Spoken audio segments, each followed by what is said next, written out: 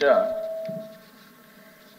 ఈ పీడీఎస్ వ్యవస్థ పైన మా కూటమి ప్రభుత్వం తీసుకున్నటువంటి చర్యలు, చిత్తశుద్ధి, ఏ విధంగా పారదర్శకత తీసుకురావాలి వ్యవస్థలో, సామాన్యుల కోసం కేంద్ర ప్రభుత్వం రాష్ట్ర ప్రభుత్వం ఖర్చు పెట్టే నిధుల్ని ప్రజల కోసం ఉపయోగించాలనే తపనతోటి మొదటి రోజు నుంచి కూడా మేము ఒక అంకిత భావంతో పనిచేస్తున్నాం అధ్యక్ష.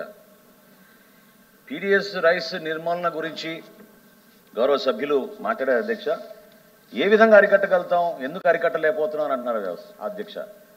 అసలు వ్యవస్థ ఎంత లోతుగా గత 5 సంవత్సరాల్లో వాళ్ళ పరిపాలనలో జరిగిందో దానిపైన కూడా ముందు వాళ్ళకి అవగాహన రావాలి అధ్యక్ష. ఈ ఒక్క సంవత్సరంలో మా ప్రభుత్వం వచ్చినాక ఈ ఒక్క సంవత్సరంలో 234 కోట్ల రూపాయల విలువ గల పీడీఎస్ రైస్ని మేము స్వాధీనం చేసుకున్నాం. గత 5 సంవత్సరాల్లో మీరు ఏ విధంగా పనిచేశారో కూడా అర్థం చేసుకోవాలి అధ్యక్ష.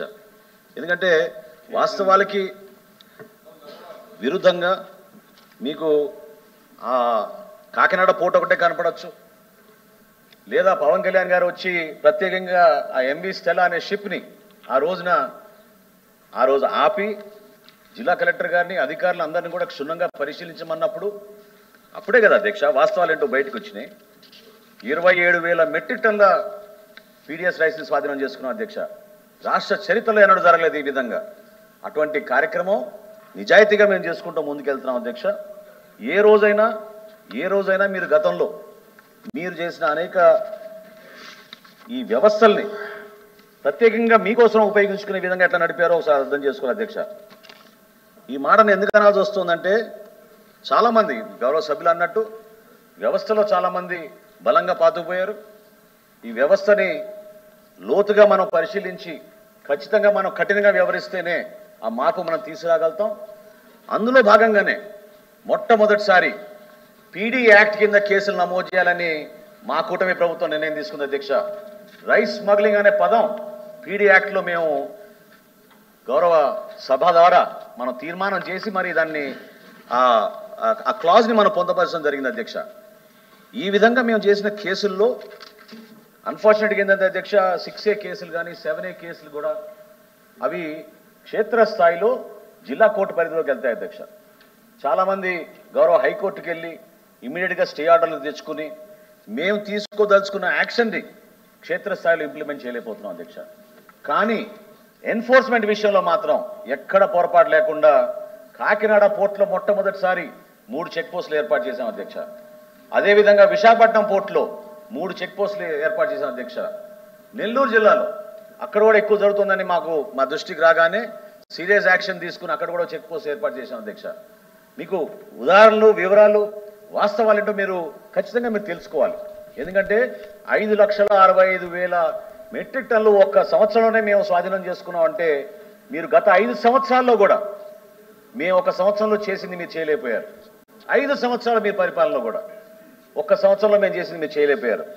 అదేవిధంగా రాష్ట్ర వ్యాప్తంగా మేము చాలా కఠినంగా వ్యవహరించడానికి కోసం గతంలో ఏర్పాటు చేసిన ఒక వ్యవస్థని MDU వ్యాన్స్ని రద్దు చేయడం జరిగింది అధ్యక్ష.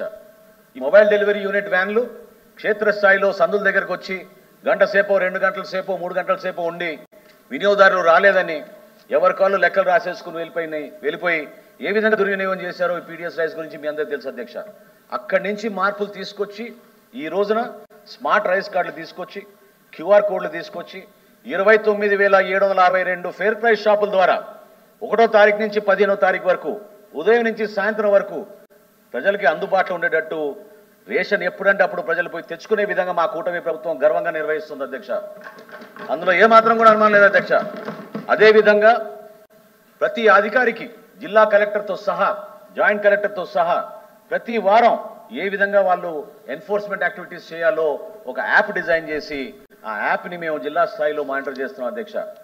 అధికారులు ఎక్కడైనా పొరపాట్లో ఇన్వాల్వ్ అయితే కఠినంగా మేము యాక్షన్ తీసుకున్నాం అధ్యక్ష.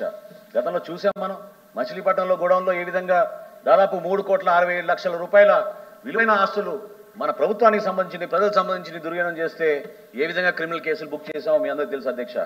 అదేవిధంగా 2-3 రోజుల్లో ఖచ్చితంగా ప్రభుత్వం నుంచి ప్రకటిస్తాం. కైకలూరు MLS పాయింట్లో 5,47,00,000 రూపాయల బియ్యాన్ని తప్పుదారి తీసుకెళ్లారు అధ్యక్ష, పక్కదారి తీసుకెళ్లారు. దానిపైన కూడా 2-3 రోజుల్లో సమగ్రమైన నివేదిక ప్రభుత్వానికి మేము అందించబోతున్నాం అధ్యక్ష. కఠినంగా మేము వివరిస్తాం, క్రిమినల్ కేసెస్ పెడతాం. మాకు కొత్తగా వచ్చిన మాకు ఈ పీడీ యాక్ట్ కింద రావాల్సిన చట్టంలో ఉన్న మాకు బలాన్ని ప్రజల కోసం ప్రభుత్వం తప్పకుండా సద్వినియోగం చేసుకుంటుంది అధ్యక్ష.